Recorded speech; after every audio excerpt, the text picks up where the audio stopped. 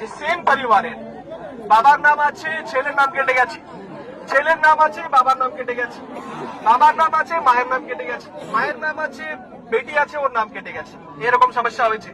এখন আমি যদি দেখি এটাকে বা যে কেউ লোক যদি বলে, এটা কিন্তু হওয়ার কথা না। যদি বাবা ভোটার আছে তাহলে বেটা ভোটার থাকবে, বেটা ভোটার আছে মানে বাপ ভোটার ছিল।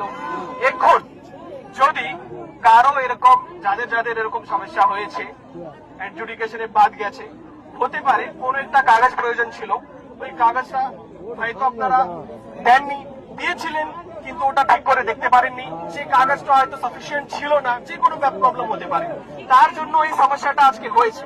আমি এক একটা করে প্রশ্নের উত্তর দেবো, সব প্রশ্নের উত্তর শুনবেন কিন্তু মাঝখানে কেউ বলবেন না। এখন এটার সলিউশন কি আছে? এটার সলিউশন সবচেয়ে ভালো স্ট্রং পয়েন্ট যেটা হচ্ছে যে পরিবারের কেউ না কেউ ভোটার লিস্টে রয়েছে, এটা খুব ভালো জিনিস। এখন বাকি যারা আছে, যাদের নাম বাদ গিয়েছে, তাদের কাছে দুটো অপশন আছে।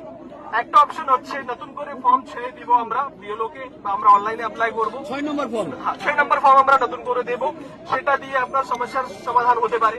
সেকেন্ড অপশন আছে যেটা হচ্ছে ট্রাইব্যুনালে আমরা যেতে পারবো। আমাদের প্রত্যেকটা গ্রাম পঞ্চায়েতে একটা বিএসকে আছে, যেখানে বাংলা সহায়তা কেন্দ্র নেই, সেখানে গ্রাম পঞ্চায়েত আছে। গ্রাম পঞ্চায়েত সবাইকে কালকে আমরা মিটিং করে বলেছি যে প্রত্যেকটা গ্রাম পঞ্চায়েতে যে সেক্রেটারি আছে বা এক্সিকিউটিভ অ্যাসিস্ট্যান্ট আছে, তারা কিন্তু আপনাদের যে দাবিগুলো আছে সেটা যে ট্রাইব্যুনালে অনলাইনে অ্যাপ্লাই করতে হবে, সেটা আপনাদের হয়, ওরা আপনাদের জন্য অ্যাপ্লাই করে দেবে, যাতে আপনারা ট্রাইব্যুনালে টাইমলি আপনারা সাবমিট করতে পারেন। আজকে আমার এই ভাই আমাকে বলেছে যে 15 দিনের টাইম ছিল, 8 দিন অলরেডি পেরিয়ে গেছে, আমি কবে আবেদন করব? তার জন্য আমাদের যে সলিউশন আছে, আজকেই এখান থেকে বেরিয়ে আমরা একটা চিঠি লিখবো, উপরে জানাবো যে এদেরকে টাইম এক্সটেনশনের একটা ব্যাপার ভাবতে হবে। আর সেকেন্ড হচ্ছে যেটা বলেছে যে ডিলিট হলো, আরেকটা আমার ভাই আমাকে বলেছে যে কেন বাদ গেলাম সেটা আমাকে জানাতে হবে। আমি তো সব ডকুমেন্ট দিয়েছিলাম, লাইনে দাঁড়িয়েছিলাম, আমার হিয়ারিং হয়েছিল, ছবি তোলা হয়েছিল, তা সত্ত্বেও আমার নামটা কেন বাদ গেল এটা কিন্তু জানাতে হবে। এই রিজনের জন্য আমরা চিঠি করব, একটাই চিঠি করব, তার মধ্যে বলে দেবো সবাইকে কারণ যাতে জানানো যায়। আর সেকেন্ড হচ্ছে যে টাইম যাতে এক্সটেন্ড করার প্রপোজাল ওরা যাতে কনসিডার করে। তারপরে আমার এই ভাই আমাকে বলেছে যে একটা বুথে 750 জনকে উনি চিনেন, যাদের নাম বাদ গেছে কিন্তু ওরা সব ডকুমেন্ট দিয়েছিল, তাহলে ডকুমেন্ট দেওয়ার সত্ত্বেও কেন ওদের নাম রিজেক্ট হলো?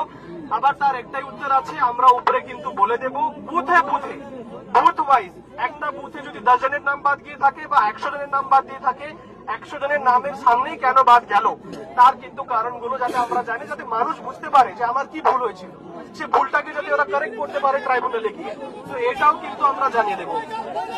তো এর বাইরে দেখুন, এর বাইরে কিন্তু দেখুন প্রশাসন হিসাবে আমরা আপনাদের গার্জিয়ান আছি, আমরা আপনাদের জন্য কাজ করি। আপনাদের প্রবলেম হয়েছে, প্রবলেমের সুরাহা করার জন্য আমাদের সহযোগিতা লাগবে। এখন আপনারা বলুন আর কি করা যায়? এই যে আমি আপনাদেরকে বললাম, এর বাইরে আর কিছু করার নেই আপাতত। এখন আপনাদেরকে যা রিকোয়েস্ট শুরু থেকে করছি, আপনাদের যা প্রশ্ন থাকবে, যা সমস্যা থাকবে, আমরা, আমার নাম শেখ আনসার আহমদ, আমি এখানে আছি, আমার সাথে আপনাদের এসডিও ম্যাডাম আছে, বিডিও সাহেব আছে।